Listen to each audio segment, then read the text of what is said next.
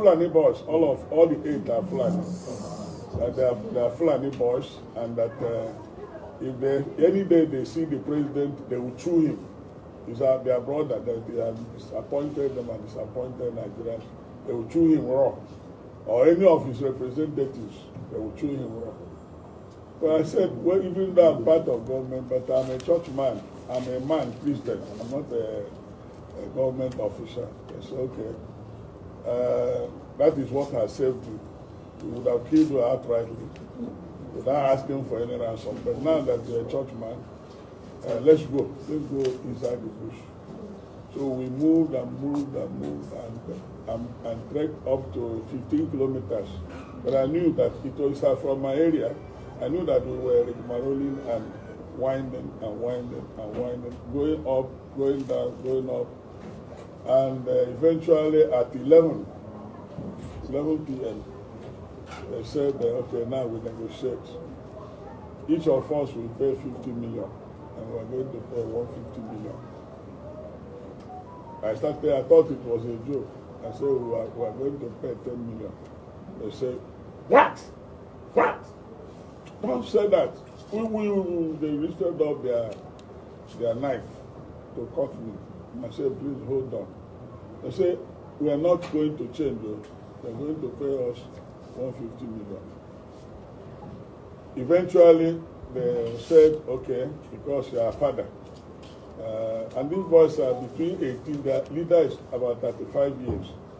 I told them, all of you are younger than my own daughter and even my son. You are younger than them. I'm supposed to be your father. I say, we know, that's why we are not very harsh with you. Otherwise, not even outside. So they now say, okay, Oga, let us tell you what we will do. By then they have taken my episcopal ring because it's gold plated. They're taking my wedding ring. They're taking this thing. They said, and they ransacked our bag and took all the money. They said, okay, do you know what we do? Pay us 100 million. It's not negotiable. If you talk, we shoot you, kill you, and forget about the money and kidnap others. I said, okay, we will pay you 100 million. So they said, after some time, they said, where is the money? I said, this is Sunday night now. How can we get money this night? And you know that there's this seat at home in Igbo land. You can't afford the money now. Be patient till morning. We'll make contacts. Then we make contacts within and around Imo and Abia. Make contact from our HOC. My wife's line was not good, so I knew she must have been very depressed and confused.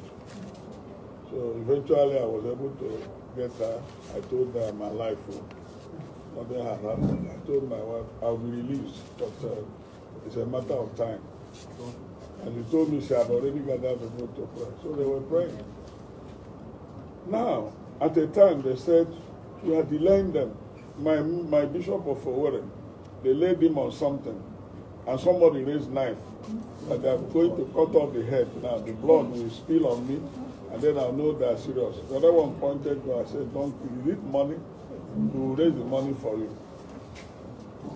So, but the irony of it, what paid me most was where they were situated. The soldiers, all of Fulani extraction, Nigerian soldiers, they were there at Lomara Junction. And these boys were going behind them.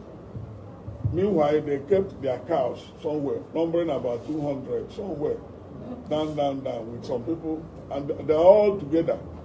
People were taking care of the cows, but they were, parading us in the bush until finally they settled somewhere. They said, when are you bringing the money? I said, by 12 noon, I will call the people I contacted whether the money had been raised. And I called them. They are gathering the money, and they had it. They said I will use my phone to talk, but they can't use their phone. They don't want to be tracked. Because if I use their phone, the security forces will track them down. Then I used my phone. I negotiated. I told my people, they say we are raising money. Somebody mentioned we have raised 30 million. I said, SOC, please, any money in the office. Life is more important than money. Yes. Transfer it to a certain account. Let's pay them that 100 million. And eventually, by 3 p.m., they say, call your people. Pick the phone, said, we have raised 130 million. I said, please, give them 100 million. And the package, they said, their leader said, package the money. Their leader was born in Igbo land. So born from Sudan, but the parents had died. He was born in Igbo land. She said he was born around Omai, Amuzu, where the father was a cow dealer, cow. The boy understood the if you involve police or soldiers or DSS, we will kill you because our life will be at risk. We kill you first. He said, down there, don't shoot it, that's God. There are 7 decomposing bodies there. In fact, we cut off their head. They are there. So if you like, but we are perceiving the order of killing human beings. So they said, cooperate. So the man, the anchor man, I told him, what we may do, please talk to the man. The man said, go and buy 5 Ghana must go, big ones, put 20 million into 5. Bring it to somewhere, we'll come and take it. Then he said, that we should be here with 2. 2 of them, one was like this one. They pointed gun at us. They said, if the Oga said shoot, if we disappoint them, or if we account any bundle of the money and it's not up to 10 million, they will kill us. So they will count it 20 million into 5, and then they will tell them to release our phone. They say, Oga, where we don't want to release your phone is, when we don't want to hold your phone, they will use it to track us. So take your phone. Well, we were there.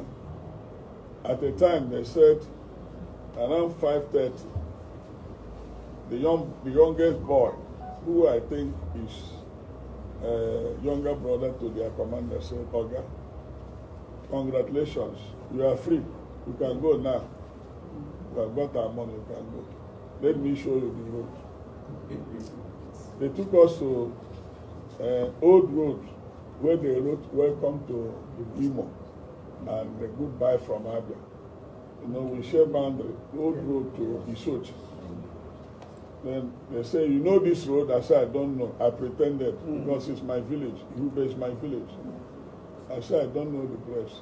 They say, follow this road. You get to somewhere. You will see people there. So I followed the road. We followed the road 3 of us until we saw people. But what pains me most is that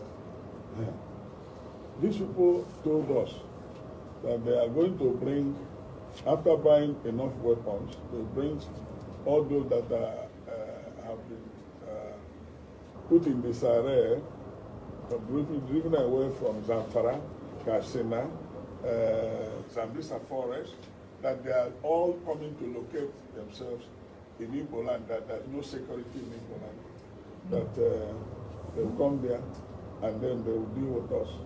And that the young man was just flippant. Maybe he took something. He said, do you know Ibadan? Lagos Expressway? We are in all the bush there. We're everywhere there.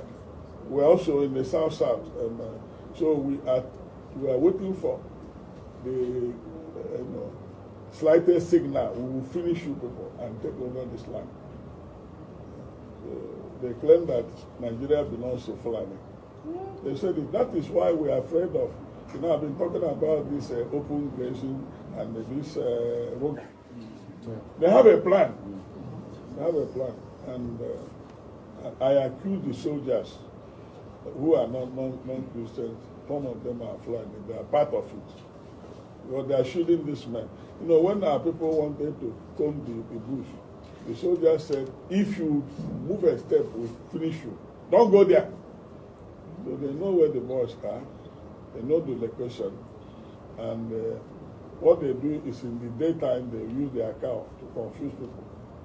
Then after some time, the cows will go to rest and they take their gun and do the operation of kidnapping.